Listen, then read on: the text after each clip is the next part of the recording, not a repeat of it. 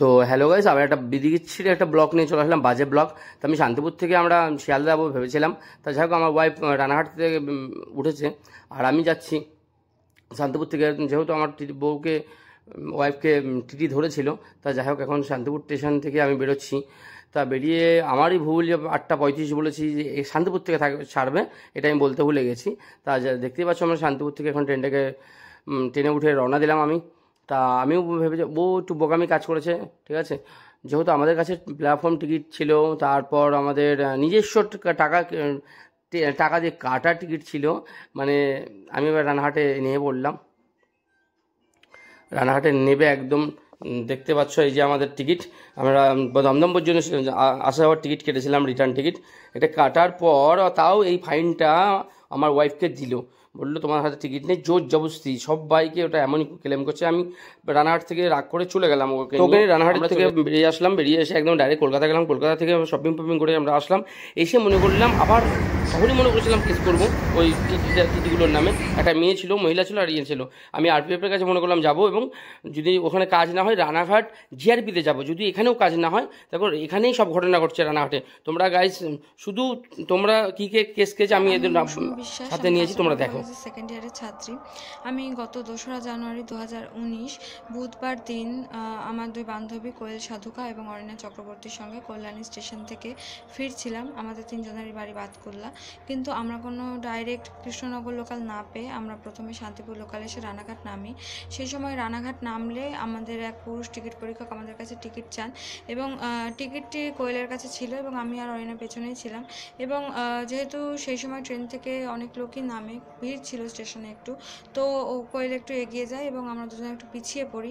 এবং আমার কাছে কাঁচরাপাড়া কলেজের আই কার্ড থাকায় উনি আমাকে ছেড়ে দেন, কিন্তু আমার বান্ধবী অরিনাকে আটক করেন। তো যখন কোয়েলকে আমি ফোন করি, কোয়েল টিকিট নিয়ে হাজির হলে আমরা আমাদের 2টি টিকিট শো করি, অরিনা আর কোয়েলের। কিন্তু ওনারা বলেন এই টিকিট আমাদের না, অন্য কারোর, আমরা অন্য কোথা থেকেও জোগাড় করে এনেছি। এবং সেই সময় ওই পুরুষ টিকিট পরীক্ষক আমাদেরকে হাত ধরে টেনে অফিসে নিয়ে যান, এবং সেই সময় ওইখানে আরও এক মহিলা টিকিট পরীক্ষক উপস্থিত ছিলেন এবং আরও এক পুরুষ টিকিট পরীক্ষকও উপস্থিত ছিলেন। সেই সময় ওনারা আমাদেরকে পার্সোনাল অ্যাটাক করেন এবং বিভিন্ন রকম গালিগালাজ করেন, কুমন্তব্য করেন। তো সেই সময় আমরা বলি যে টিকিটটি দেখতে আরেকবার, কিন্তু ওনারা সেই টিকিট দেখার প্রয়োজনটুকু মনে করেন না। আমাদের কাছে রিটার্ন টিকিট ছিল বাতকুল্লা টু কাঁচরাপাড়া, কাঁচরাপাড়া টু বাতকুল্লা, কিন্তু ওনারা সেটা গ্রাহ্য করেন না।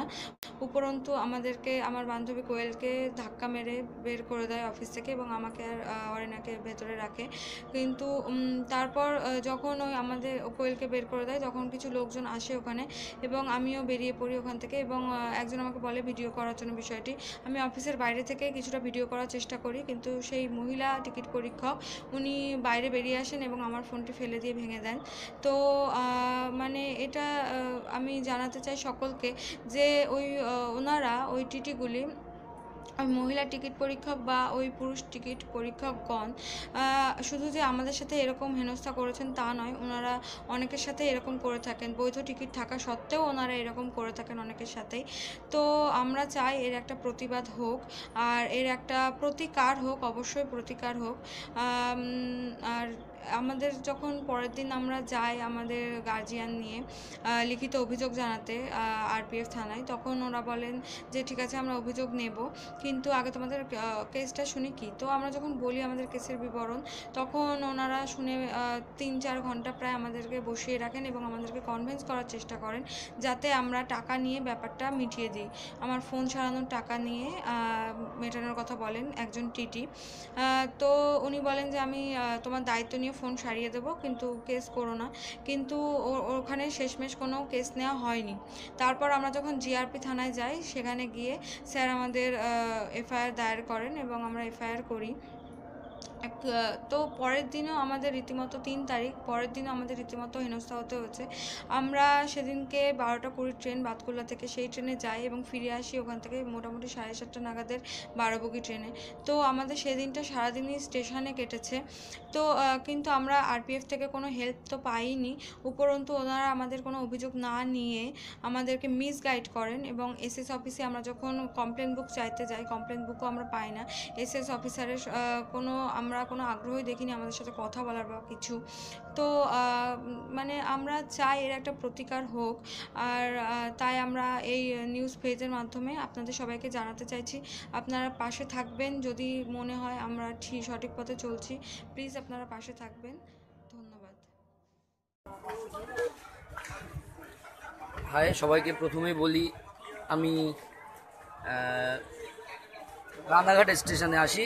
রানাঘাট স্টেশনে আসার পর আমার খুব জোর টয়লেট লাগে এবং প্ল্যাটফর্মে ভিড় থাকার কারণে আমি লাইনটা ক্রস করি।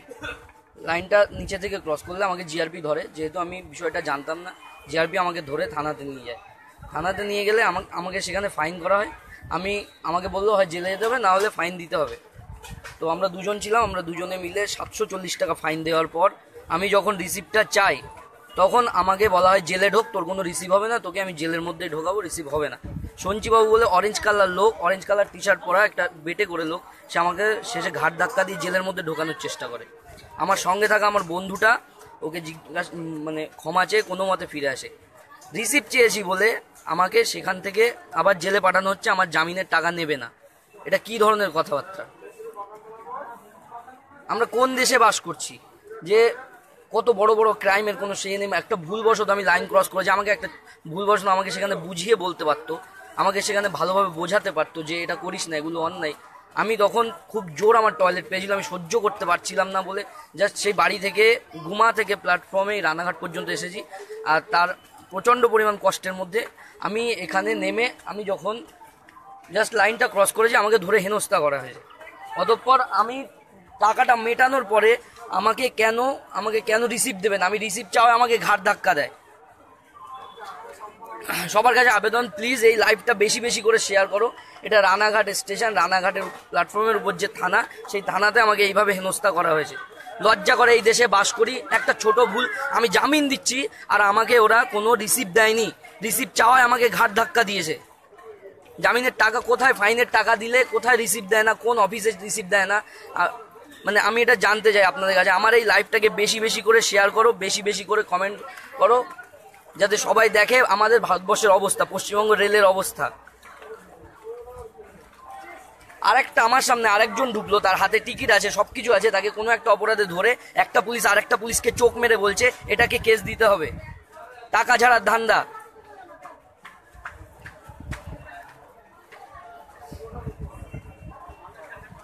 খারাপ লাগে ভারতবর্ষে বাস করি, কান্না পায় মাঝে মাঝে। আমি যেহেতু আমি জামিনের টাকাটা দিচ্ছি, আমি রিসিপ্টটা চাইছি, কেন আমাকে রিসিপ্ট দেবে না?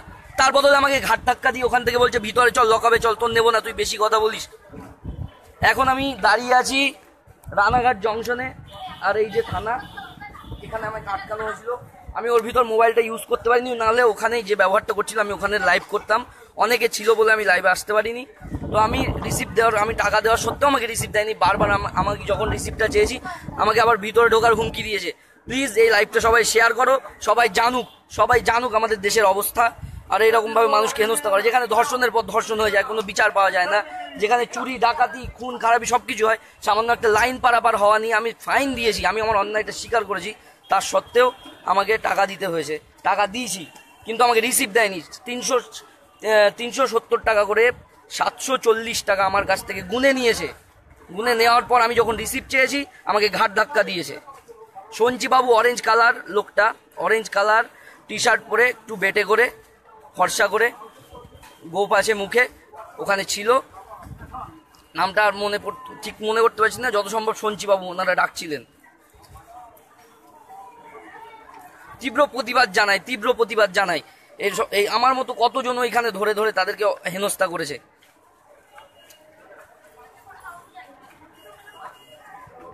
আর যদি টাকাটা আমার ফাইন হিসাবেই নেবে তাহলে কেন আমাকে রিসিভ দেবে না? প্রত্যেকটা ফাইনের রিসিভ হয়, সরকারি প্রতিটা কাগজপত্রের রিসিভ হয়, প্রত্যেকটা কাগজপত্রের রিসিভ হয়। আমি যখন ফাইনটা দিয়েছি আমাকে কেন দিল? আমি বারবার দাবি জানাচ্ছি, আমার এছাড়া অন্য কোনো পথ নেই। ওখানে যদি আমি প্রতিবাদ করতাম আমাকে চড় পর্যন্ত মারতে গিয়েছে। আমি প্রতিবাদ করেছি বলে আমাকে চড় পর্যন্ত মারতে গিয়েছে। আমার এই দাদা ছিল সঙ্গে, দাদা অবশেষে তার কাছে, আমরা অন্যায় করিনি, আমরা ফাইন দিয়েছি যে অন্যায়টা করার জন্য। ও ক্ষমা চেয়েছে বলে ছেড়েছে, পায়ে ধরতে হয়েছে রীতিমতো পায়ে ধরে ক্ষমা চেয়ে ওখান থেকে বেরাতে হয়েছে। আমি ফাইন দিচ্ছি, আমাকে কেন রিসিপ্ট দেবে না? আমি রিসিপ্ট চাওয়াতে আমাকে জেলে ঢোকাবে? আমি কোন দেশে বাস করছি? সবাইকে প্লিজ বলছি বেশি বেশি করে শেয়ার করো। হ্যাঁ, আর কি বলবো, আমি কিছু বলার ভাষা খুঁজে পাচ্ছি না। মনের মধ্যে খুব ব্যথা জমে আছে যে আমি এমন একটা দেশে বাস করছি যেখানে আমি ক্যামেরার সামনে, আমি যখন ওনাকে টাকাটা দিচ্ছি টাকা নিচ্ছে না, আমি টাকাটা দিয়ে বলছি কাউ রিসিপ্টটা বানিয়ে দিন, তখন টাকা নেয়নি। তখন আমাকে বলছে বাইরে যা, ক্যামেরার আন্ডারে নেই, সে বাইরে পাঠিয়েছে আমাকে। আপনি যদি আমার কথা মিথ্যে মনে হয়, ঘরের মধ্যে কোনো টাকার লেনদেন নেই, কোনো রিসিপ্ট লেখার নেই, সব বাইরে করছে। যদি আমার কথা মিথ্যে মনে হয়, কেউ একটা এসে যাচাই করে দেখতে পারেন। ঘরে যেখানে সিসি ক্যামেরা আছে সেখানে কোনো টাকাই নেওয়া হচ্ছে না। আমি টাকা দিয়ে বললাম কাউ রিসিপ্টটা করে দিন, আমার তখন টাকা নেয়নি। যদি এটা মানে আমি ভুল বলি, তাহলে আমার সিসিটিভি ফুটেজ চেক করা হোক, ওখানকার সিসিটিভি ফুটেজ চেক করা হোক, আমি তদন্ত চাই।